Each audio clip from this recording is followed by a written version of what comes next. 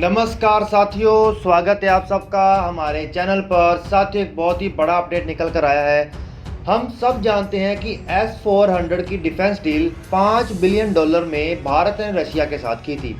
इसको खरीदने के लिए अमेरिका ने बहुत सारी अड़चनें डाली, हालांकि अपना थार्ड जैसा एयर डिफेंस सिस्टम भी प्रपोज किया, लेकिन भारत उसे खरीद ना कर S-400 को ही खरीदना चाहता था। और इसकी डिलीवरी के लिए मैंने आपको एक वीडियो बनाकर सूचित भी कर दिया था कि कार्सा जैसे सैंक्शन को मुंह तोड़ जवाब देते हुए भारत ने यूरो में इसकी खरीद की थी।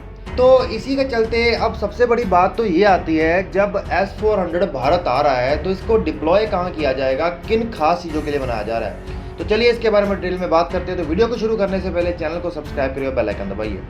साथियों, वैसे तो भारत अपने देश में खुद का भी एक एयर डिफेंस सिस्टम बनाकर बैठा है, जो कि 2 टायर एयर डिफेंस सिस्टम है, जिसमें पृथ्वी जैसी मिसाइल्स का इस्तेमाल किया जा रहा है, जिसे रिप्लेस करने के लिए प्रद्युम्न जैसी मिसाइल्स बनाई गई हैं, जो कि 50 से 180 किलोमीटर तक की ऊंचाई पर या दूरी में किसी भी मिसाइल को गिराने में, इंटरसेप्ट करने में और गिराने में कामयाब होगी।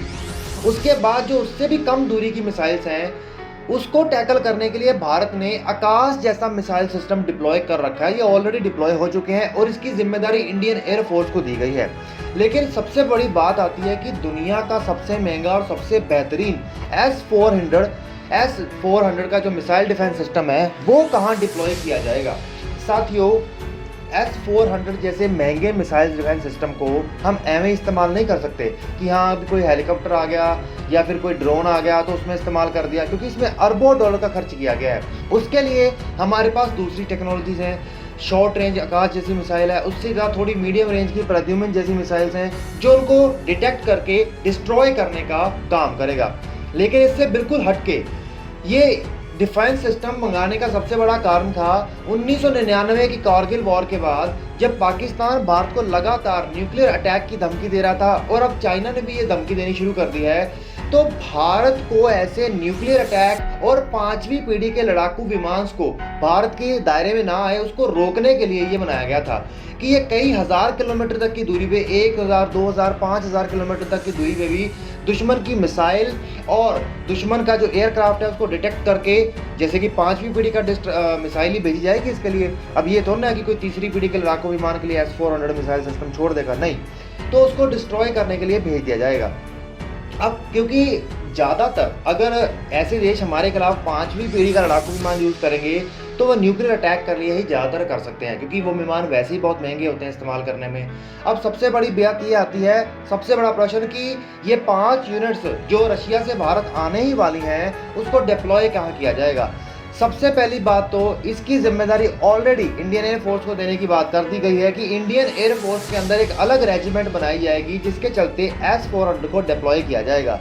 अब S-400 को डिप्लॉय करने की सबसे बड़ी जिम्मेदारी तो दी गई है, जो न्यू दिल्ली और नेशनल कैपिटल रीजन है उसको प्रोटेक्ट करने के लिए एक डिप्लॉयमेंट की जाएगी। और उसके अलावा जो इसकी बाकी डिप्लॉयमेंट्स हैं, जो आर्मी के बड़े एस्टैब्लिशमेंट्स और बड़े शहरों को डिप्लॉय करने के लिए किया जाएगा, जो कि ईस्टर्न बॉर्डर्स और वेस्टर्न बॉर्डर्स दोनों साइड पर किया जाएगा, क्योंकि भारत केवल चाइना को ही नहीं बल्कि पाकिस्तान को भी कवर करना चाहता है। तो इसके चलते ये सच में एक बहुत बड़ा सवाल भी था और प्रश्न भी था कि ये कहाँ डिटेक्ट किए जाएंगे।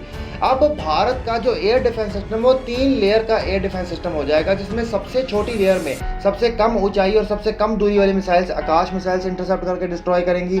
उससे ज़्यादा दूरी और ज़्यादा ऊंचाई वाली मीडियम रेंज में कह लीजिए वो प्रद्युम्न मिसाइल का काम होगा।